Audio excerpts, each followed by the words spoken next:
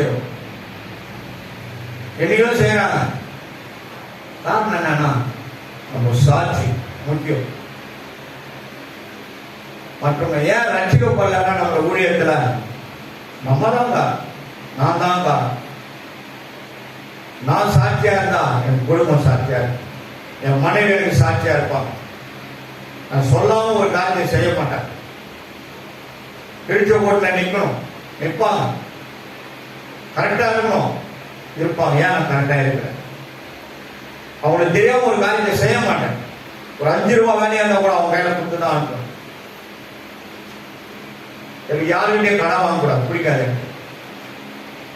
வாங்காத, கடவுள் கொடுத்துருக்காரு, சொன்ன கொடுத்துருக்காரு, நீ தான் வாங்குற, செய்யக்கூடாது. பரிமளம் மகாராஷ்டிராவுக்கு வந்தார். ஒரு அர்ஜென்ட்டுக்கு ஃபிளைட்ல போயிட்டார். ஒரு நாள் நைட் எங்க தங்கிட்டார். அந்த ஐயா சொன்னார் போகும்போது, ஐயா இந்த மாதிரி ஒரு வேன் தரானாங்க, காஸ்பல் வேன் ஒன்று தரானாங்க, 40 லட்சம் ரூபாய். என்னை பார்க்கணுன்றதுக்காக வர வச்சாங்க. ஃபோட்டோலாம் எடுத்து ஃபாரின் பேங்க் அதை வாங்கி தரேன்னு சொல்லியிருக்காங்க. அதனால இந்த பிள்ளைங்களுக்கு யூனிஃபார்ம் தேய்க்கணும், அந்த பணத்தில் நான் வந்து போயிட்டேன். எனக்கு 1000 இருக்கும், 1000 போராட்டங்கள் இருக்கும், கஷ்டங்கள் இருக்கும். நான் சொன்னேன், நீங்க போங்க பிரதர்,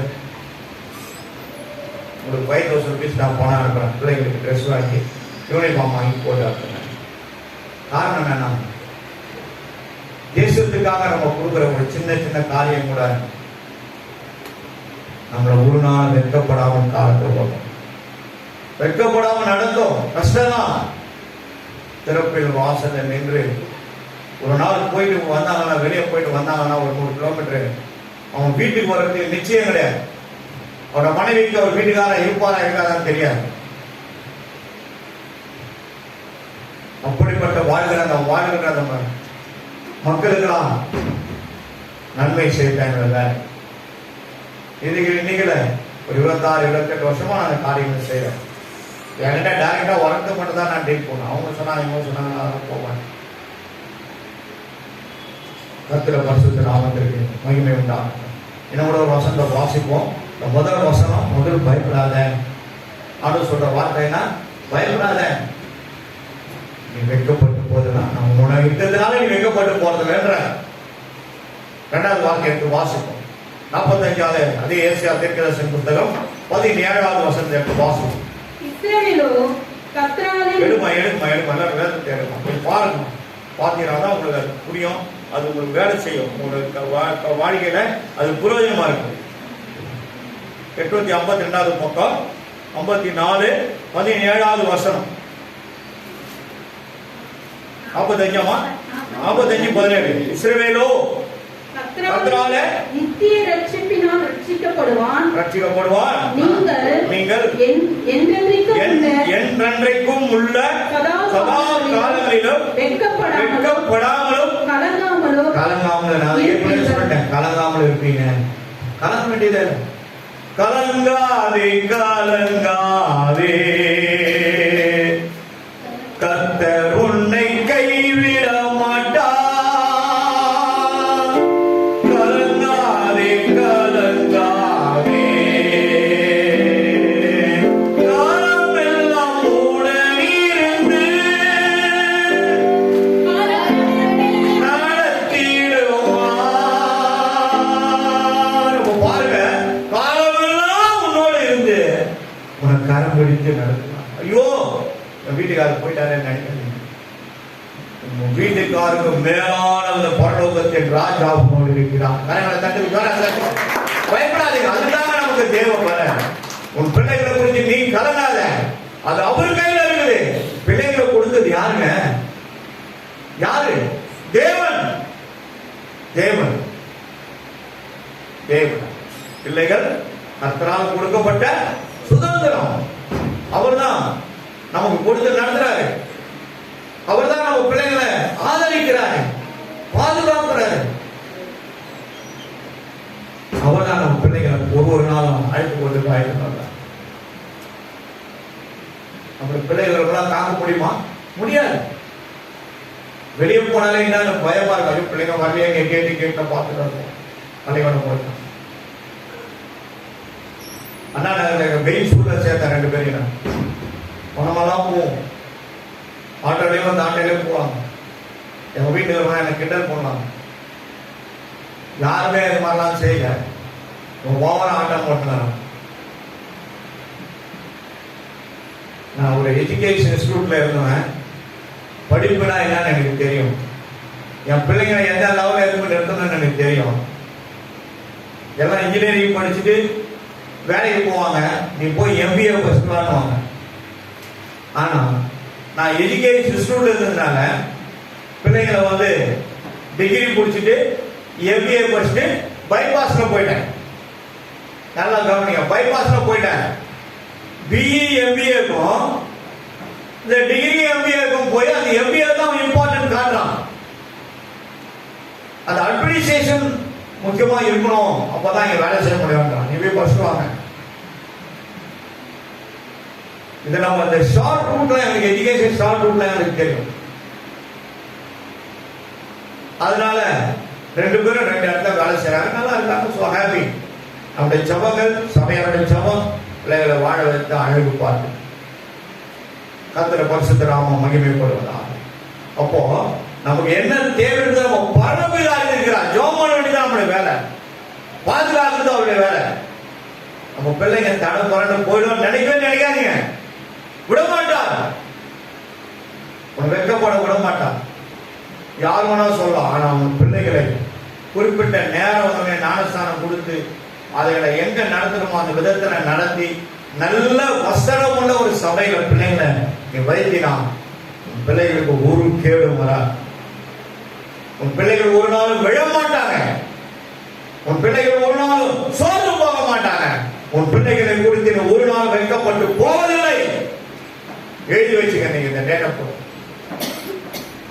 இந்த குறிப்பிட்ட நாள் வரும்போது பிள்ளைகளை கர்த்தர் கரத்தில் எடுத்து தூக்கி இந்த உலகத்துக்கு காட்டுவார். இதே ஏரியால சுத்தி இருந்த பிள்ளைங்க தானே, ஆனா இன்னைக்கு எங்க இருக்கிறாங்க பாருங்க. காரணம் அவங்க தேவனுடைய சட்டங்கள் இருக்கிறார்கள். அல்லேலூயா, மரியாதை தட்டுங்க, ஜோரா தட்டுங்க. அவருடைய சட்டங்கள் இருக்கிறாங்க பிள்ளைங்க. கர்த்தர் பிள்ளைகளை பாதுகாக்க ஒரு நாள் வைக்கப்பட்டு போவதில்லை. கர்த்தர் பரிசுத்த நாமம் மகிமை உண்டாகும். நான் இங்க இருப்பேன், சர்ச்சு முடியும், எல்லாம் போயிடுவாங்க. கௌதம் மட்டும் என் கூட இருப்பான். அங்கிள் நீங்க போங்க, நான் கூட்டி எடுத்துன்னு வரேன். இல்ல நான் இருக்கிறேன் பார்ப்பாங்க. வச்சுட்டவெல்லாம் என்ன பண்ணுவார் சொன்னீங்கன்னா, அவரே நேராக பிடிச்சி அதை போட்டு 4ஆ நீட்டி அதை சுருட்டி அழகா எட்டு மேல அடைப்பார். எங்க அந்த கையில்லாத அந்த பெட்ஷீட் என்ன பண்ணுவார், இந்த மாதிரி பெஞ்சுங்களை அடைப்பார். அப்பதான் அதில் உட்காரும். பெட்ஷீட் என்ன பண்ணோம், இவ்வளோ அகலத்தை உருட்டல அதில் உட்காரும். காரணம், இங்க செய்த வேலையை அவர் பார்த்தாரு. கர்த்தர் பிள்ளையை ஆசீர்வதித்திருக்கிறார். திருமணமே நடக்க முடியாத சூழ்நிலை, முழு குடும்பமா அந்த பிள்ளைக்கு விரோதமா எழுப்பி நின்றது. நான் சொன்னேன், ஏமா நிக்க, அக்காவும் இருக்கிறாங்களே அவங்க கூட சேர்ந்துக்க, நீயும் இருக்கு. கர்த்தர் பார்க்கட்டும், உனக்கு இறங்குவார். இது எப்படி நடந்ததுன்னு யாருக்குமே தெரியாதுன்ற அளவுக்கு கர்த்தர் அந்த பிள்ளைக்கு அந்த திருமணத்தை முடித்து கொடுத்தார். முதல் பிள்ளைக்கு ஆசீர்வதித்து ஆசீர்வாதமா கொடுத்தார். அந்த பிள்ளை 2வது முறையாகவும் அவங்க பிள்ளையை பெற்றெடுப்பதற்கு ஆயத்தமா ஆகிக் கொண்டிருக்கிறார்கள். காரணம், அவரால் கொடுக்கப்பட்ட ஈவு. அவரால் கொடுக்கப்பட்ட ஈவு. கர்த்தருடைய பரிசுத்த நாமத்திற்கு மகிமை உண்டாகட்டும். ஒரு நாள் நம்ம கலங்கக்கூடாது, எந்த காரியத்தை குறித்து கலங்கக்கூடாது. நீ கலங்கினா வெக்கப்பட்டு போயிடும். தைரியமா இருக்கணும், தைரியமா இருக்கணும். ஆனா தேவனுடைய உடன்படிக்கை அந்த பெட்டியில நம்ம என்ன சொல்லுதோ வேத புஸ்தகம், அதன் பிரகாரம் நம்ம என்ன பண்ணணும், நடக்கணும், போகணும், வரணும். கர்த்தர் நம்மை ஆசீர்வதிப்பார். ஒரு நாளும் நாம் என்ன பண்ண பண்ணல வெட்கப்பட்டு போவதே கிடையாது. இன்னும் ஒரு வருஷம் எடுத்து வாசிப்போம். ஆகையினால கலங்காதீங்க, கலங்கி போவதீங்க. மனவேதனா இருக்குது, பாச கலக்கமா இருக்கு, என்ன நடக்குமான்னு ஏன் பயப்படுறாரு? யாருக்கு இருக்கு கூடம், யாருக்கு இருக்கு? அவர் வரா, போகையில் வருகிற கர்த்தருடைய ஆசீர்வதிக்கிறார். நம்ம போறோம், நம்ம போயிட்டு திரும்பி வீட்டுக்கு வரது நிச்சயம் கிடையாதுங்க. அவருடைய பாதுகாப்பு நம்ம செகண்ட்ல இருக்கும். அவரை நம்ம நடத்துக்கிறாங்க. எத்தனை ரோட்ல ஆக்சிடென்ட் தெரியுமா? எங்கேயோ போவான், எடுத்து வந்து அவன் மேல விடுவான். யாரோ வண்டியை பின்னாடி பூச்சி இழுத்த மாதிரி இருக்கும். அவ்வளவு ஸ்பீடா போற வண்டி பேக்ல அப்படியே நிற்கும். ஆனா எனக்கு பின்னாடி ஓவர்டேக் பண்ணி அடிச்சுன்னு போவான். வாட்டாய்ச்சலோட 2 சேர்த்து ஃபுல் ஸ்பீட்ல அடிச்சு தூக்கிட்டு போனாங்க. ஒரு சிலிண்டர் மேல இருந்து கீழே வந்து விழுந்தது. அதுல போய் ஏற்றி 2 பேரும் தீர்வு 2 ஏரியால விழுந்து முட்டி கிட்டி கை காலம் பேட்டெல்லாம் பேசி நிற்கிறாங்க. யாருக்கு வர வேண்டியது? இந்த ஐயாவுக்கு வர வேண்டியது. யாரு பூச்சி வண்டி இழுத்தது தெரியாது. காரணம் அவர்தான், அவர்தான், எல்லாமே அவர்தான். கர்த்தருடைய பரிசுத்த நாமத்துக்கு ஸ்தோத்திரம். உன்னோட ஒரு வசனத்தை வாசிப்போம். 50வது அதிகாரம் ஏசாயா தீர்க்கதரிசன புத்தகத்தை எடுத்துக்கொள்வோம். 7வது வசனத்தை வாசிப்போம். கர்த்தராகிய ஆண்டவர் எடுத்துக்குமா எல்லாரும் ப்ளீஸ் ஓபன் யுவர் பைபிள் எடுத்துக்குவாங்க.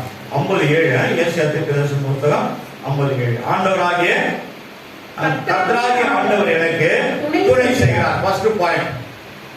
உன்னை விட்டுடுவார் கூட நீ நினைக்காத. விட்டுடுவார் கூட நினைக்காத. யாருமே இல்லைன்னு நினைக்காதுங்க. யாரை நம்ம நினைக்கணும்? யாருமே இருக்கு நம்ம கூட? சேனைகளின் கர்த்தர் நம்மோடு இருக்கிறாருங்க.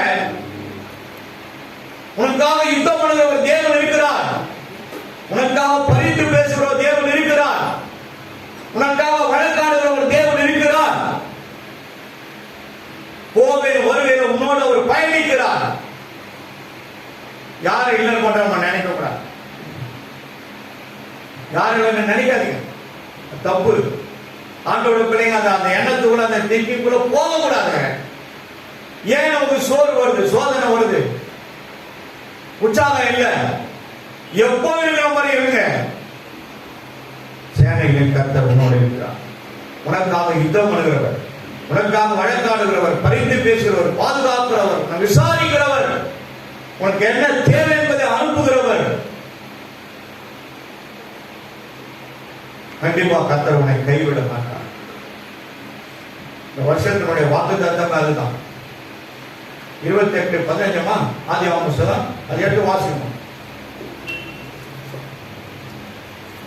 ஆபிரகாம் என்ன சொல்றாரு பாருங்க. நான் உன்னோடு இருந்து, உன்னுடனே இருந்து நீ போகிற இடமெல்லாம் உன்னை காத்து. பாருங்க, யார் நம்மளை பாக்குறது? யாரு பாதுகாக்கிறது? நான் உன்னை காத்து, போன இடம்லாம் வாழலாம் உன்னை காத்து காத்து இந்த தேசத்துக்கு, இந்த தேசத்துல உன்னை திரும்பி வர பண்ணுவேன், திரும்பி கொண்டு வருவேன். அப்புறம் நான் உனக்கு சொன்னதை செய்யும் அளவு. உனக்கு என்னெல்லாம் வாக்கு தத்தங்களை கொடுத்து உன்னை நடத்தினாலும் அது எல்லாத்தையும் நானா சொல்லிட்டேன். உனக்கு அந்த சொன்னதை செய்யும் அளவும் உன்னை கைவிடுவதில்லை என்றார். உன்னை கையை விடவே மாட்டேன். உன் கையை நான் டைட்டா பிடிச்சிக்கிறேன். எப்படினாலும் கையில் பிடிச்சிருவேன். யோசிச்சு பாருங்க. வீட்டுல போய் படிங்க, அந்த வசனத்தை படி. இதுதான் இந்த வருஷத்துடைய வாக்குத்தத்தம். நீங்க 12வது வாக்குல கேட்டா கூட நான் இதை சொல்றேன். ஏன்னா எனக்கு சொல்லிட்டாரு அவரு, அதை தான் நான் இந்த வருஷம் உங்களுக்கு சொன்னேன். அப்ப நான் எப்படி மறுப்பேன்? மறக்கக்கூடாது. நீங்களும் மறக்கக்கூடாது. ஒரு நாள் அது மேல கையை வச்சு ஜோம் பண்ணிட்டு தான் மற்ற காரியங்களுக்குள்ள நீங்க போகணும். நீங்க சொன்னீங்களே என் வாழ்க்கை இப்படி நடந்தது, ஆனா இதோடைய பெஸ்டானது ஒண்ணு என் வாழ்க்கையில கண்டிப்பா கர்த்தர் ஒன்று செய்வார். ஏதாவது அவருக்காக நம்ம இழக்கிறோமோ அதெல்லாம் ரத்தத்தனையான பலன் நம்ம மேல வந்து சேரும். நன்மை வரும். நம்ம மறந்துக்கிறவர் அல்ல. எங்க வீட்டு சொத்தை எங்க அண்ணன் பேர்ல எழுதணும். டாடா காட்டி ஒவ்வொருத்தரையும் காலி பண்ணி வெளியே அனுப்ப பார்த்துட்டாரு. என்னையும் வெளியே அனுப்பிச்சிட்டாரு. நான் வந்தேன், நல்லா முட்டி போட்டு நைட் ஜோம் பண்ணேன். நீங்க கொடுத்தீங்கன்னா இந்த சபையை கட்டிடுறோம்ப்பா, வேலையை விட்டுட்டு நான் வந்துடுறேன். ஆண்டவரே நீங்க 2-3 ரூபா பேசிட்டீங்க இந்த சொல்லிய போலதான் நான் பண்ணி ஜோம் பண்ணேன். ஆனா லாஸ்ட்ல என்னாச்சு, அவருக்கு நைட்ல தூக்கம் வராது. அப்புறம் ஒரு நாள் எங்க ஆபீஸ் ஸ்டாஃபை பார்த்து பேசுறாங்க.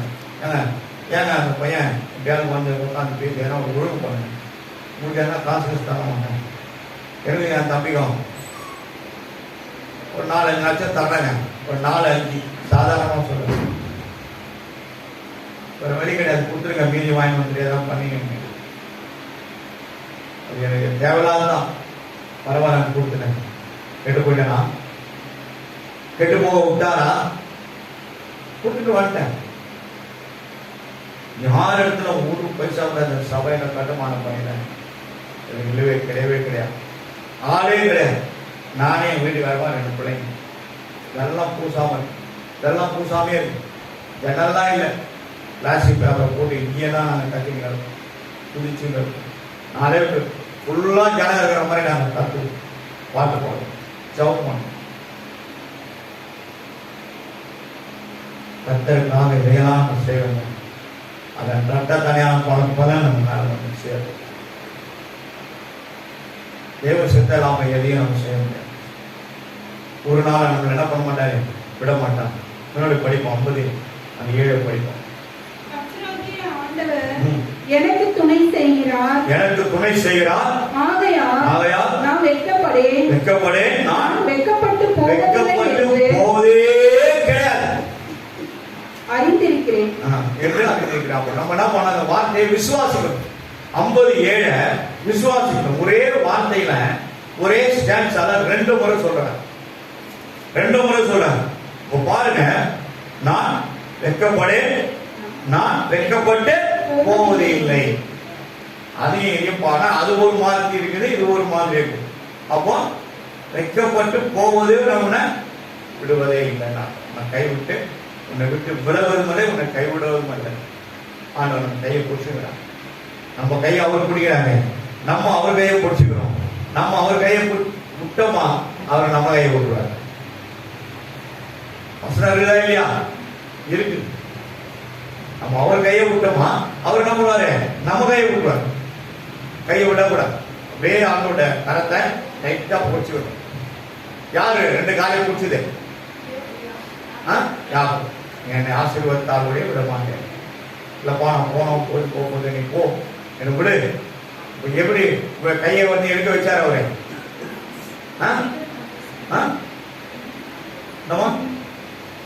சொல்லு. நீயே பேசுற என்ன கேட்க காது கேட்கலையா? என்ன பண்ணாரு சொல்லுங்க. தொடையில என்ன பண்ணாரு? குடிச்சு ஒரு திருவுனாரு.